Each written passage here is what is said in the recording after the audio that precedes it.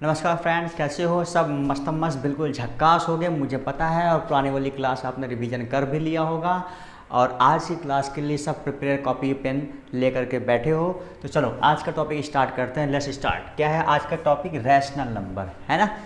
ओ sorry, irrational number आज का topic है।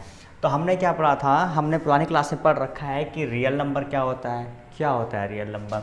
रियल नंबर यही तो होता है minus infinite two plus infinite, और यहाँ इसमें क्या होता है? फ्रैक्शन, और क्या होता है?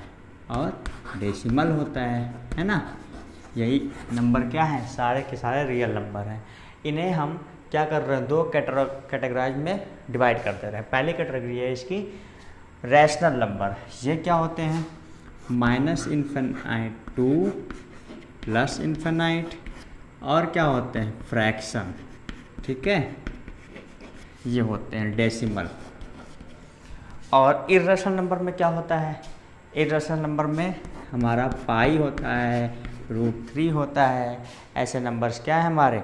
इर्रेशनल नंबर हैं। चलो इनको देखो, हम रैशनल नंबर को क्यू से डिनोट करते हैं, इर्रेशनल नंबर को हम क्यू पे बार से डिनोट करते हैं। ये बार है ऊपर, ठीक है? चलो आओ देखते हैं थोड़ा सा इर्रेशनल नंबर में होता क्या है। ये हमें इसी के बारे में यहाँ पढ़ना है। A number is said to be irrational. एक नंबर को इर्रेशनल कहा जाएगा if it can not be express in the form of p by q. अगर इसे हम पी बाई क्यू के फॉर्म में ना लिख सके। बताओ, अब ये पाई है √3 से पी बाई क्यू के फॉर्म में हम नहीं लिख सकते हैं, इसलिए क्या होगा? ये एक इर्रेशनल नंबर होगा, ठीक है?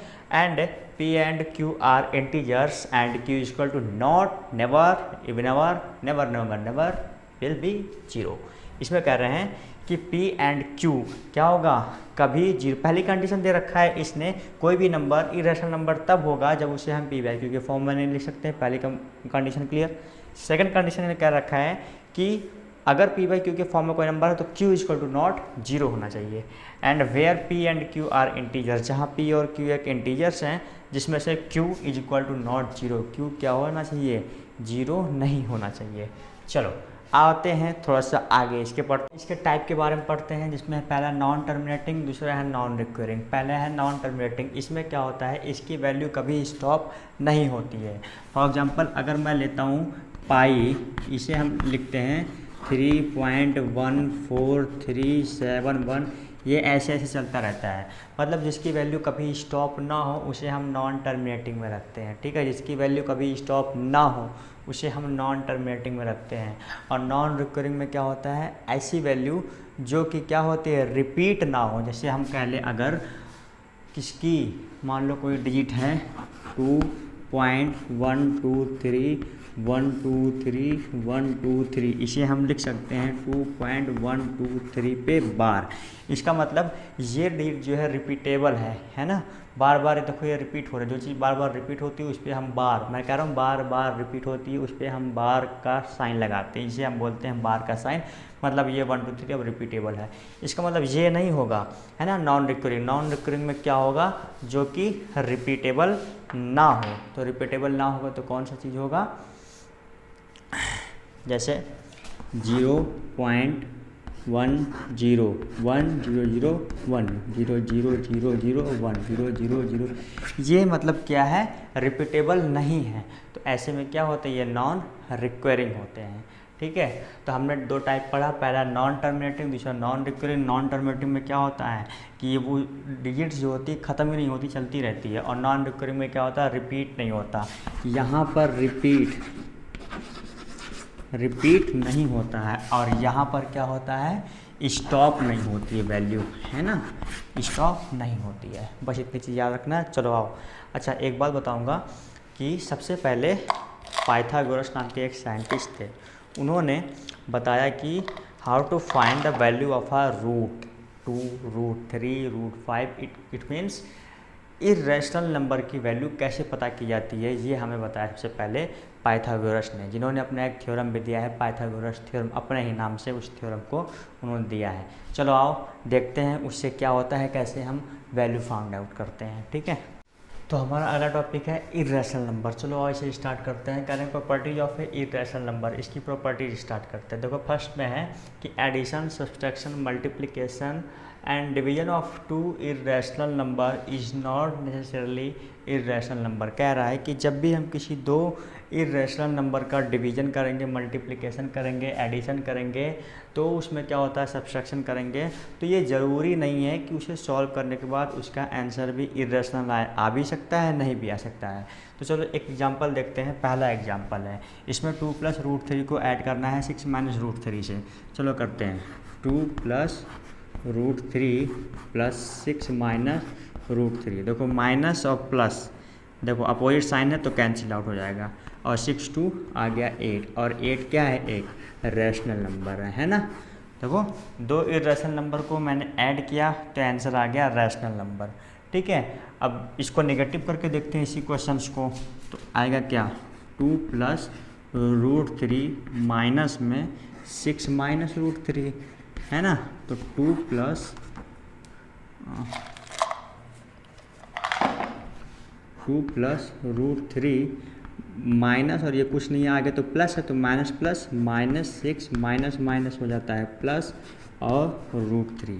तो देखो इसमें क्या है, ये √3 और √3 कितना हो गया, 2√3, और ये प्लस माइनस माइनस 6 में से 2 गया, कितना बचेगा 4।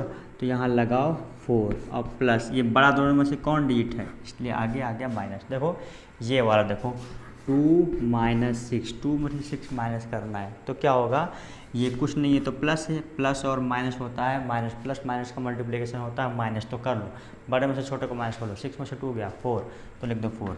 अब देखो दोनों में से जो बड़ा है कौन बड़ा है, 6, उसके आगे कौन साइन पड़ा है, माइनस, इसलिए आगे यहाँ लगा दो माइनस। जो बड़ा उसके आगे जो साइन पड़ा वही साइन उठा के आंसर के आगे लिख देंगे। इतनी बात क्लियर। तो देखो ये क्या आ गया, इरेशनल नंबर आ गया है ना, इरेशनल आ गया। और ये देखो हमने एक ही क्वेश्चन को प्लस किया तो रैशनल नंबर, उसी को माइनस किया तो इरेशनल नंबर आ गया। चलो और कोई दो इरेशनल नंबर का मल्टीप्लिकेशन देख लेता हूँ। तो इसका मल्टीप्लाई करने पे आएगा 3, तो ये क्या हो गया है, इसका मतलब हमारी हर प्रोसेस में वैल्यू इरेशनल नंबर का मल्टीप्लिकेशन, सब्सट्रैक्शन, एट्रैक्शन करने पर ये ज़रूरी नहीं है कि क्या होगा, कि उसका आंसर इरेशनल नंबर ही आएगा। ये है property first of irrational number. चलो आओ सेकंड प्रॉपर्टी देखते हैं। सेकंड टॉपिक है कि negative of an irrational number is always irrational. किसी इरेशनल नंबर का नेगेटिव करने पर उसका आंसर जो आएगा वो भी हमेशा और हमेशा क्या होगा, इरेशनल ही होगा। देखो यही है, √3 का नेगेटिव निकालूंगा मैं तो माइनस ऑफ √3 होगा। तो किसी भी इरेशनल नंबर का नेगेटिव निकालने पर आंसर हमेशा इरेशनल ही आएगा। ठीक है, आओ थर्ड टॉपिक है कि addition, subtraction, product and division of an irrational and non zero rational number is always irrational. इसका मतलब किसी भी दो नॉन जीरो, मतलब जीरो को छोड़कर जो भी नंबर होते हैं इरेशनल नंबर को, जब भी हम उसका एडिशन, सब्सट्रैक्शन, मल्टीप्लिकेशन या डिवीजन करते हैं तो उसका आंसर भी जो आता है वो भी इरेशनल ही होता है। ठीक है, चलो आओ देखते हैं। देखो यहाँ पर एक टर्म यूज़ किया गया है कि of an irrational and a non zero, मतलब एक तो इरेशनल नंबर होगा और दूसरा जो होगा नॉन जीरो। और जो हमने पहली वाली प्रॉपर्टी पढ़ी थी वो इससे डिफरेंट है। ठीक है, इसमें एक इरेशनल है और एक नॉन जीरो है। और पहली वाली में क्या था, आई थिंक दोनों ही रैशनल नंबर का प्रोडक्ट था। पहली वाली में क्या था, दोनों ही इरेशनल नंबर के साथ ऑपरेशन करते थे, लेकिन यहाँ पर एक इरेशनल है और एक क्या है, नॉन जीरो नंबर है। ठीक है, चलो इन कह रहे हैं ऐसे नंबर्स को plus, minus, subtraction, addition, division करने पर हमेशा इनका आंसर भी इरेशनल ही आता है। तो चलो इन दोनों को प्लस करता हूँ तो क्या होगा, √2 + 10, ये हो गया एडिशन में, यानी ऐड कर दे। चलो इन दोनों को माइनस करता हूँ, √2 - 10, ये क्या हो गया है, सब्ट्रैक्शन में। चलो इन्हीं दोनों को मल्टीप्लाई करता हूँ तो क्या होगा, √2 10 हो जाएगा, नहीं 10√2 हो जाएगा। ये क्या हो गया, मल्टीप्लिकेशन में। इन्हीं दोनों को डिवाइड करता हूँ, क्या हो जाएगा, √2 / 10। ये क्या हो गया, डिवाइड। तो देखो चाहे जो ऑपरेशन कर लो, दो एक इरेशनल और एक नॉन जीरो टर्मिनेटिंग नंबर्स का हम कोई भी ऑपरेशन कर लेंगे तो आने वाला आंसर हमें इरेशनल ही मिलेगा। देखो ये भी इरेशनल, ये भी इरेशनल, जिस भी टर्म के साथ रूट टू यानी रूट वाला टर्म लगा हो वो इरेशनल होता है। देखो सब इरेशनल नंबर में हमारा आंसर आया है। चलो एक लास्ट टॉपिक है प्रॉपर्टी, उसे पढ़ते हैं। ठीक है, जिसमें हमारा क्या है, LCM and HCF of a irrational number does not exist. सही कह रहा है कि किसी भी इरेशनल नंबर का हम एलसीएम और एचसीएफ नहीं निकाल सकते हैं। क्यों नहीं निकाल सकते हैं? क्योंकि उनके हम एक प्रोडक्ट्स ऑफ प्राइम नंबर्स के रूप में नहीं लिख सकते हैं। किसी भी एलसीएम और एचसीएफ को निकालने के लिए हमें क्या करना पड़ता है, मल्टीपल्स ऑफ प्राइम नंबर निकालना पड़ता है। लेकिन यहाँ पर ऐसा पॉसिबल नहीं है, इसलिए हम क्या कर सकते हैं, ये चीज़ पॉसिबल नहीं है, इसलिए ये भी पॉसिबल नहीं है। आओ एक क्वेश्चन कर लेते हैं पाइथागोरस ने जो हमें दिया उस पेज पे। देखते हैं, कह रहा है कि locate root two on number line. इसी नंबर लाइन पर लोकेट करने के लिए पाइथागोरस ने अपना नियम दिया था। ठीक है, उन्होंने क्या कहा था, देखिए जैसे ये कोई ट्रायंगल है ए बी सी, उन्होंने कहा था कि इन छोटी छोटी साइड का स्क्वायर इज इक्वल टू बड़ी वाली साइड के इक्वल होता है। यानी इनका स्क्वायर इसका स्क्वायर कर देंगे तो बड़ी वाली साइड जो होती है उसके इक्वल हो जाएगी। यानी बेस परपेंडिकुलर इन दोनों का प्लस करके स्क्वायर करेंगे तो ये वाली लाइन का डायमेंशन आ जाएगा। तो इसमें क्या कर रहे हैं हम, देखो ए बी का स्क्वायर प्लस में बी सी का square is equal to A C का स्क्वायर, है ना, यही चीज़ है। तो यहाँ पर देखो क्या है कि मैं कह रहा हूँ ये 1 है, ये 1 है, तो इसको निकालो। देखो 1 का स्क्वायर प्लस 1 का square is equal to A C का स्क्वायर। तो 1 का स्क्वायर कितना होगा, ये 2 हो जाएगा, है ना, और प्लस में 2 इक्वल टू ए सी का स्क्वायर, यानी ए सी इज इक्वल टू रूट 2। यही इनका कहना था कि अगर दो साइड पता हो तो हम हाइपोटेन्यूस को निकाल सकते हैं। ठीक है, ये क्या होता है बेस, ये क्या होता है परपेंडिकुलर, ये क्या होता है हाइपोटेन्यूस। ठीक है, चलो आओ देखते हैं इसे हम नंबर लाइन पर कैसे शुरू करते हैं। ठीक है, ये रहा एक नंबर लाइन, यहाँ पे मैं लेता हूँ 0 1 2 3। ठीक है, रूट 2 को नंबर लाइन पे शो करना है। लग गया जी, चलो कोई बात नहीं। इसमें देखो मैं कह रहा हूँ कि यहाँ से मान लो 1 यूनिट कह रहा है ना, तो 1 यूनिट मान लो ये ले लिया, 1 यूनिट बेस हो गया, 1 यूनिट क्या हो गया, परपेंडिकुलर हो गया। देखो बेस परपेंडिकुलर, तो ये वाला क्या होगा, ये वाला हमारा रूट 2 होगा, मतलब ये रूट 2 आ गया, ये 1 यूनिट, ये 1 यूनिट। ठीक है, अच्छा अब इसे सेंटर मान करके, इस वाले पॉइंट को सेंटर मान करके यहाँ से हम एक आर्क लगाएंगे ऐसे, तो ये आर्क एक जैसे यहाँ पर जाएगा। तो ये जो पॉइंट है यही हमारा आ गया रूट 2, जो कि नंबर लाइन पर शो हो गया। ठीक है ना। इसमें क्या किया मैंने, एक यूनिट इधर लिया बेस, एक यूनिट परपेंडिकुलर लिया, तो इन दोनों का स्क्वायर करके मैंने यहाँ पर दिखाया है कि ये रूट 2 होगा, तो रूट 2 हो गया। अब इसी रूट 2 को हमें नंबर लाइन पर शो करना था, इसलिए इसे सेंटर मान करके यहाँ से मैंने एक आर्क लगाया जो कि यहाँ पर आया, और यही पॉइंट क्या है, रूट 2 है। ठीक है, इसी पॉइंट को प्रूफ करने के लिए पाइथागोरस ने अपना ये नियम दिया था। ठीक है, आओ देखते हैं, कह रहे हैं कि रूट 3 को अगर लोकेट करना होगा तो क्या करना होगा, रूट 3 के लिए देख लो। देखते हैं अब इसी तरीके से एक एग्जांपल और, जो कि रूट 3 को हमें नंबर लाइन पर शो करना, उसके लिए हम फिर वही काम करेंगे, है ना। ये बना ले एक ट्रायंगल, इसका नाम ए, ये बी, ये सी। तो यहाँ पर हम ले लेते हैं रूट 2 और यहाँ 1। ठीक है, रूट 2 का स्क्वायर करेंगे 2 आएगा, और 1 2 1 और 3 आ जाएगा आंसर।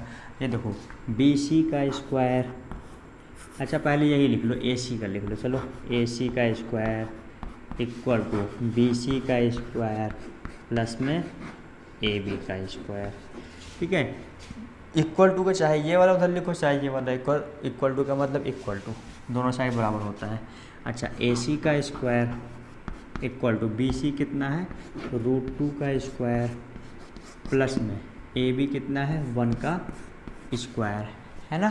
तो ये देखो ए सी का स्क्वायर इज इक्वल टू √2 का स्क्वायर करेंगे तो क्या आता है, 2 आता है। देखो कैसे आता है, ये √2 है, इसको जब हम हटाएंगे √2 का तो ये पावर 1/2 आती है, ठीक है। और ये पूरे की पावर मैंने कह रखा है क्या कि स्क्वायर करना है, तो चलो 2 की पावर 1/2 का स्क्वायर, यानी अब ये ब्रेकर हटेगा तो ये मल्टीप्लाई में आ जाएगा, मल्टीप्लाई आएगा तो ये और ये कैंसिल हो गया, यानी आंसर आ गया 2।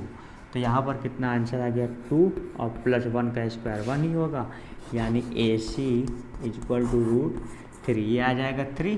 तो ये स्क्वायर इधर से हटेगा तो इधर रूट का आ जाता है, ठीक है, इधर से स्क्वायर हटेगा इधर रूट चढ़ जाता है।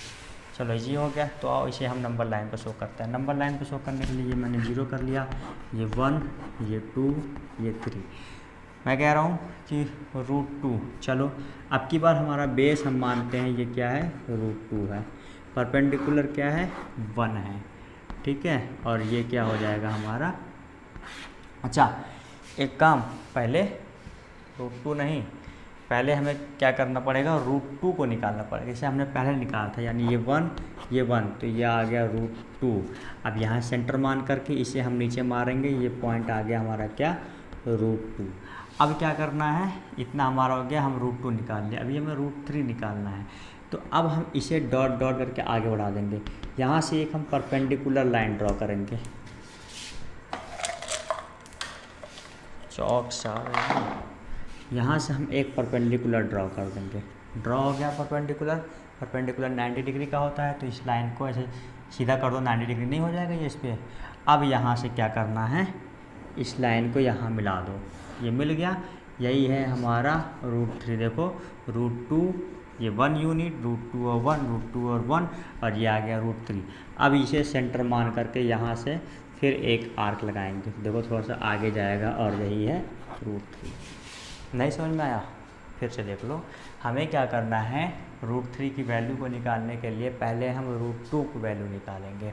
तो √2 हम यहाँ तक पहुँचे थे, 1 यूनिट 1 यूनिट, ये आ गया √2, इसे सेंटर मान करके यहाँ से आर्क लगाया हमने, ये आ गया √2।